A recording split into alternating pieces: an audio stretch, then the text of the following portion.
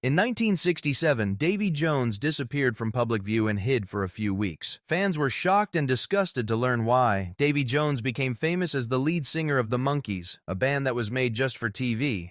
It's funny, but his real love was horses. Still, he had enough monkey business in his life to fill a zoo. Fame would come to David Thomas Jones as the lead singer of the Monkees, who was loved by teens, but he came from a very poor background. He was born in Longsight, England, on December 30th, 1945 and grew up with 3 sisters, but sorrow struck early when his mother died of emphysema. He was only 14 years old, but he was going to be famous soon. Jones caused trouble on TV before he spent time messing around with a band. His first acting job was in a single episode of Coronation Street, a long-running British soap show. As Ina Sharples's grandson, he got some attention on the show and looked like he was ready for bigger things. He then changed his mind. Jones forgot all about being famous after his mother died. In his dreams, he saw saddles instead. Jones set his goals on becoming a jockey and signed up to train at the prestigious Newmarket stables. He may have found comfort in the horse's ability to show empathy. It wasn't like he was just messing around. Other kids were studying hard for tests and reading a lot, but Jones couldn't take his mind off of things. He did something brave when he quit high school to follow his dream of becoming a rider. His plans only worked for about a run before fate steered him back on track. Jones could not run away from show business, not even if he tried. An actor who works with Jones's horse, Basil Foster, was friends with a casting director who really needed a teen actor or actress. He told his friend, "I've got the kid."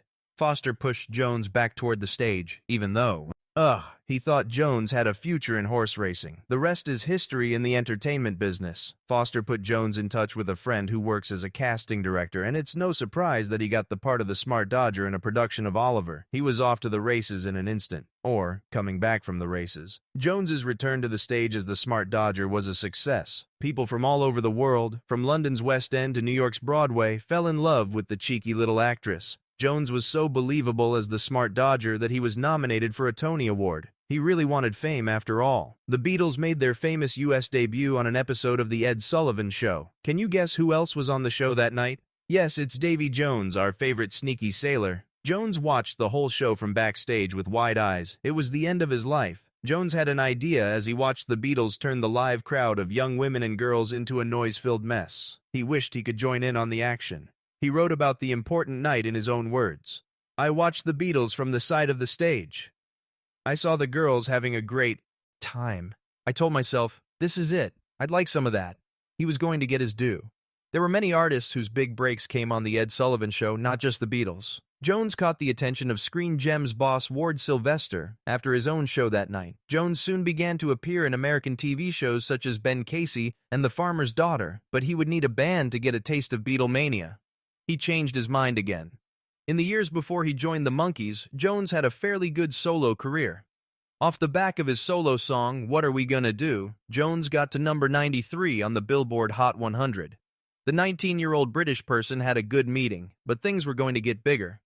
Jones officially joined the Monkees in 1966. The Monkees were a band that started out as a TV show but became a real-life singing hit. With ideas for sitcoms and screaming fans, Jones was living the Beatlemania dream he had once wished for. He almost missed his big break, which was a surprise. Jones wasn't given his job with the Monkees for free, even though he had a deal with Screen Gems. Even so, producers Bob Ruffleson and Bert Schneider made him try out for the part to make sure he met the high standards of the show and band, and he was up against some tough opponents.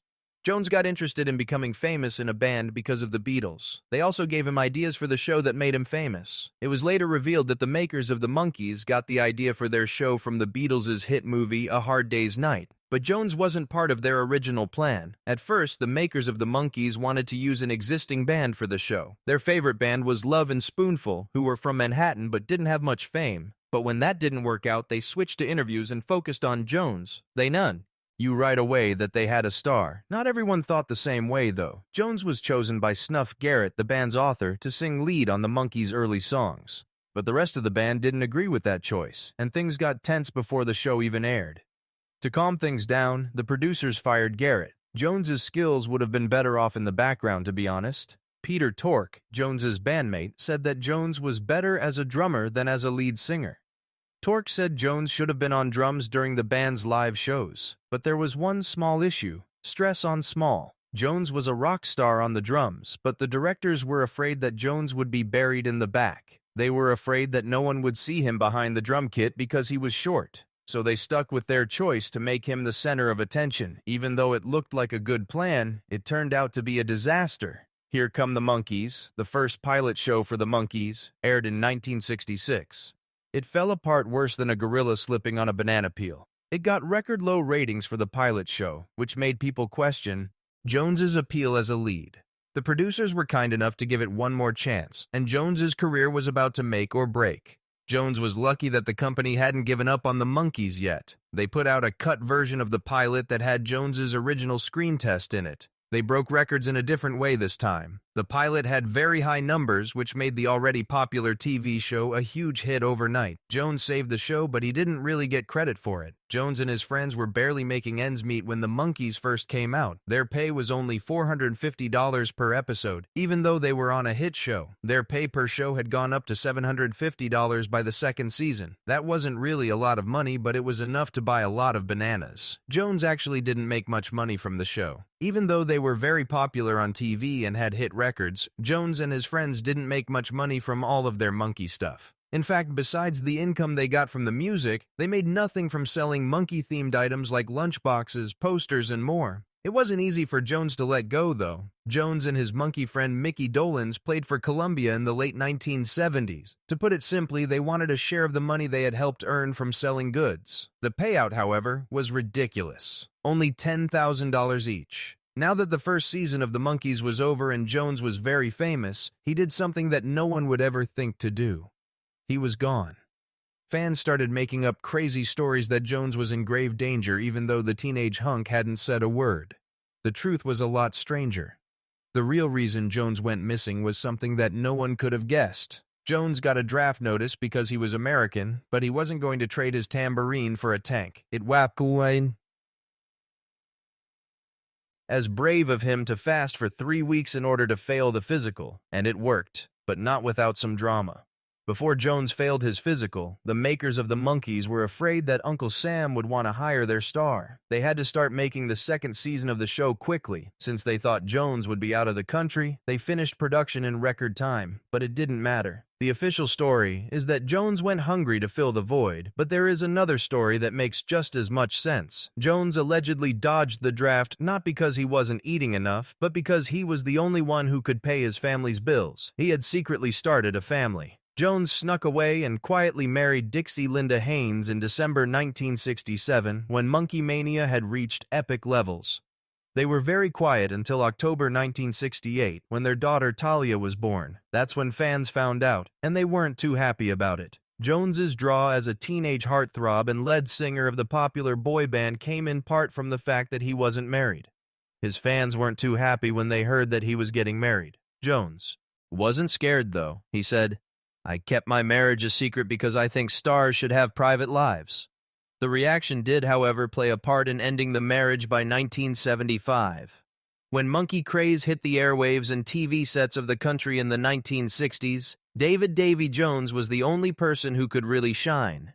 David Jones, a growing star, had to change his name to David Bowie in order to get a chance at fame. Jones had more effects on culture after that. Jones was such a big deal as the lead singer of the Monkees that he made it possible for other actors and musicians to become famous. Jones's shaggy hair and boyish charm made him so famous that Walter Koenig was cast as Chekhov on Star Trek just to look like Jones and get younger people to watch. But his crazy success was about to end. The Monkees didn't just climb a tree and swing for their tails when their show ended in 1968. They were in Head, a crazy comedic movie that Jack Nicholson co-wrote. People really liked the trippy adventure, even though it was as strange as it sounds. But Jones would have to pay a very high price for it. They didn't like it when they found out that their producers wouldn't give them credit or creative freedom for Head.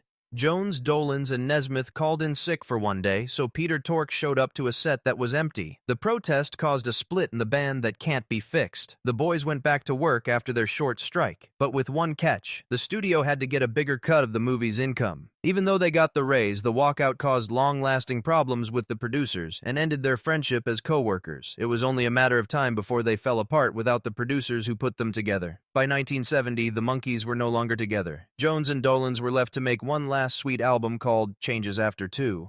Arquet and Nesmith quit. But Jones was aware that something had changed, so he stayed away from the bubblegum pop record.